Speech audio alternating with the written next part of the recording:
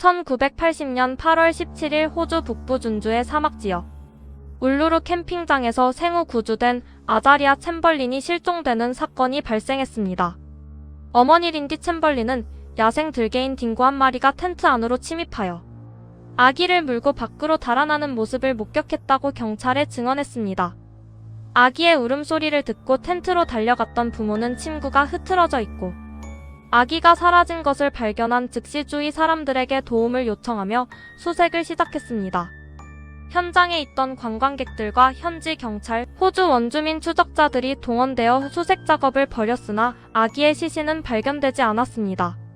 8월 24일 울루루 바위 인근 덤불에서 아자리아가 착용하고 있던 피 묻은 점프수트가 발견되면서 경찰은 살인사건 수사로 전환했습니다. 당시 호주 대중과 수사기관은 야생 딩고가 인간을 공격하거나 영아를 물어가지 않는다는 선입견을 강하게 가지고 있었습니다. 이러한 선입견은 경찰이 딩고의 소행이라는 부모의 초기 진술을 신뢰하지 않고 부모를 의심하게 만든 요인이 되었습니다.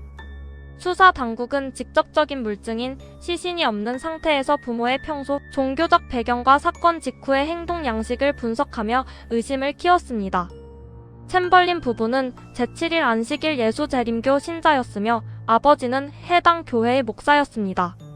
언론은 이들의 종교적 배경을 다루며 루머와 뉴스를 확산시켜 대중의 공분을 유도했습니다. 특히 어머니 린디 챔벌린이 인터뷰와 카메라 앞에서 눈물을 흘리거나 감정을 표출하지 않고 침착하게 대응한다는 이유로 대중은 그녀를 의심했습니다. 이러한 언론 보도는 사법기관이 객관적인 증거 대신 여론의 압박에 밀려 편향된 가설을 세우도록 만들었습니다. 검찰은 어머니 린디가 가족 차량인 토라나 승용차 조수석에서 가위를 사용하여 아기를 살해했다는 범행 시나리오를 수립했습니다. 린디가 아기를 살해한 후 남편 마이클 챔벌린이 시신을 유기하는 과정을 도왔으며 이후 딩고에게 아기를 빼앗겼다는 거짓말을 지어냈다는 기소 내용이었습니다. 재판 과정에서 검찰이 내세운 핵심 증거는 초동 수사에 참여했던 법의학 전문가들의 감정 결과였습니다. 영국 출신의 법의학 학자는 유가족의 자동차 대시보드 아래와 의자 밑에서 발견된 미세한 얼룩들이 영아의 혈흔이 확실하다는 소견을 법정에 공식 제출했습니다. 또한 아자리아에 발견된 점프수트에 남겨진 흔적이 인간의 피 묻은 손바닥 자국이며 들개의 이빨 자국이나 침 성분은 검출되지 않았다는 감정이 추가되었습니다. 이러한 법의학적 분석은 배심원단 및 재판부에 확신을 심어주었고 부모의 주장을 기만 행위로 몰아세웠습니다. 1982년 열린 최종 재판에서 배심원단은 명확한 살인 도구나 직접적인 증거가 제시되지 않았음에도 법의학 감정과 유죄 여론을 바탕으로 린디 챔벌린에게 무기징역을 선고했습니다. 남편 마이클 챔벌린 역시 아내의 범죄를 인지하고도 이를 은폐하고 수사를 방해한 사후 공범 혐의가 유죄로 인정되어 징역형의 집행유예를 선고받았습니다. 린디 챔벌린은 즉각 교도소에 수감되었으며 수감 도중 넷째 아이를 출산하는 과정을 겪으면서도 자신은 결백을 주장했습니다. 시간이 흐르면서 호주 사회 내부에서는 재판에 사용된 과학적 증거들의 신뢰성에 의문을 제기하는 법률 전문가들과 시민들의 구명운동이 일어나기 시작했습니다. 사건의 반전은 실종으로부터 약 6년의 세월이 흐른 1986년 2월 울루루 바위 지역에서 영국의 한 관광객이 등반 중 추락하여 사망하는 사고가 발생하면서 찾아왔습니다. 수색대원들이 사망한 관광객의 시신을 수색하기 위해 주변 절벽과 수풀을 샅샅이 뒤지던 중 과거 야생 딩고들의 서식처이자 굴이 밀집해 있던 외진 구역에서 영아용 옷 조각을 발견했습니다.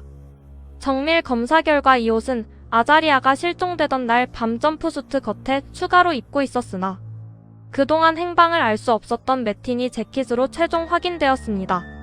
이 매티니 재킷은 과거 재판 당시 검찰이 린디의 주장을 거짓말로 몰기 위해 존재하지 않는 가상의 의복이거나 피고인이 조작해낸 허구라고 격렬하게 부정했던 핵심 물품이었습니다.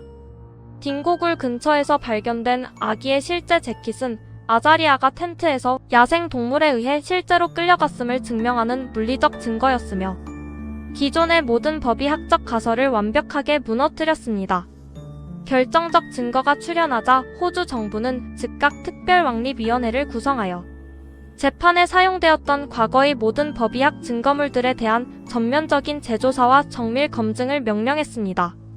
재조사 결과 과거 승용차 대시보드 아래에서 발견되어 아기의 혈흔이라고 단정 지어졌던 물질은 인간의 피가 아니라 차량 제조 공정에서 소음 차단을 위해 조수석 밑에 분사된 화학 방음제였습니다. 여기에 유가족들이 차량 내부에서 흘렸던 우유 성분이 시간이 지나며 화학 방음제와 결합하여 당시에 미숙했던 법의학 키트에서 혈흔 반응과 유사한 심각한 오류를 일으킨 것으로 밝혀졌습니다. 또한 아기의 옷에 남은 피 묻은 손자국이라던 얼룩 역시 인간의 혈액이 아니라 호주 아웃백 특유의 붉은 사막 먼지에 포함된 다량의 철분 성분이 오염물과 섞여 나타난 현상이었습니다. 과거 법정에서 유죄를 이끌어냈던 절대적인 과학적 증거들이 사실은 완벽한 기술적 오류와 조사관들의 편견이 결합하여 만들어낸 허상임이 천하에 명백히 드러난 것입니다. 1987년 왕립위원회의 보고서를 바탕으로 호주 당국은 사법적 오심을 공식 인정하고 린디 챔벌린을 감옥에서 즉각 석방 조치하는 결정을 내렸습니다. 이어서 1988년 호주 노던 준주 항소법원은 유가족에게 내려졌던 살인 및 사후 공범에 대한 모든 과거 유죄 판결을 공식적으로 무효화하고 부부의 완전한 무죄를 선고했습니다. 호주 정부는 억울한 누명을 쓰고 강제 수감 생활을 했던 린디 챔벌린과 가정이 파탄난 가족에게 오심에 대한 공식 위로금과 법적 보상금을 지급하는 절차를 진행했습니다. 그러나 이미 수년 동안 언론의 무차별적인 폭력과 대중의 비난 속에서 파멸해버린 가족의 명예와 정신적 상처 그리고 유가족의 잃어버린 시간은 되돌릴 수 없었습니다. 완전한 무죄 판결 이후에도 아기의 공식적인 사망 원인을 서류상으로 명확히 바로잡는 과정은 사법 관료주의의 소극적 태도로 인해 수십 년의 세월이 추가로 소요되었습니다. 사건 이후 오랜 기간 동안 진행된 세 차례의 검시관 사인신문은 확정적인 결론을 내리지 못하고 사망 원인을 미상으로 처리하여 가족들에게 지속적인 법적 고통을 안겼습니다. 세월이 흘러 2012년 6월이 되어서야 마침내 개최된 네 번째 최종 사인신문에서 법정 검시관은 아자리아 챔벌린의 공식 사망 원인이 딩고의 공격에 의한 것임을 명시했습니다. 사건이 발생한 지 무려 32년이라는 기나긴 세월이 흐른 후에야 아기의 사망 진단서에는 야생동물 습격이라는 온전한 진실이 기록되었고 가족들의 법적 투쟁은 종료되었습니다. 이후 사법부와 검찰 측은 재판 과정에서 발생한 과학적 오류들을 식별하여 법의학 감정 절차의 신뢰성을 재검토하는 후속 대책을 수립했습니다. 검찰과 경찰의 수사 가이드라인 변경과 법정 증거 능력 검증 절차의 개정 과정을 통해 주관적인 편견이 개입될 여지를 차단하는 행정적 조치들이 실행되었습니다. 연방사법협의회에서는 재판 배심원단에게 제공되는 과학감정서의 해설 기준을 강화하여 오심 가능성을 낮추기 위한 규정을 전면 도입했습니다. 초기 수사에 참여했던 연구소들의 기술적 장비와 분석 키트에 대한 정기 검증 메커니즘이 확립되었으며 분석관들의 자격 요건 승인 절차 역시 엄격하게 강화되는 결과를 낳았습니다. 언론사들의 무분별한 보도에 대한 자정작용의 필요성이 제기되면서 보도윤리준칙이 개정되는 계기가 마련되었습니다. 수사 중인 사건에 대해 확정되지 않은 피의자의 신상이나 종교적 배경을 왜곡하여 보도하는 행위를 금지하는 세부 법령들이 입법화되어 전면 시행에 들어갔습니다. 그렇게 호주에서 벌어진 현대판 마녀 사냥은 끝나게 됩니다. 오늘 영상이 흥미로우셨다면 구독과 좋아요 부탁드립니다. 감사합니다.